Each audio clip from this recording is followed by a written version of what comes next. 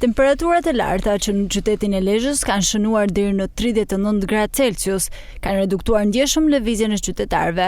Gjatë orëve të pikut, rrugët, trotuaret dhe hapësirat publike duken pothuajse të zbrazura, ndërsa pak kalimtar kërkojnë freskinë në hijen e Lulishtes apo nën Pemë.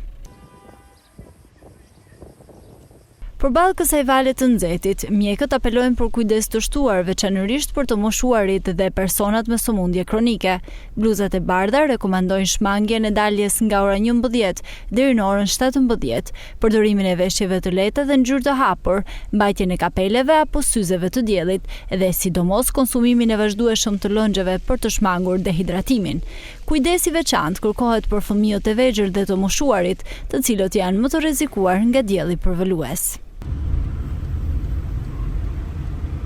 Parashikimet sinoptike tregojnë se kjo vale të nxehtit do të vazhdojë edhe në ditët të vijim. Ndaj qytetarët këshillohen të tregojnë kujdes të shtuar dhe të respektojnë këshillat e mjekëve për të ruajtur shëndetin e tyre.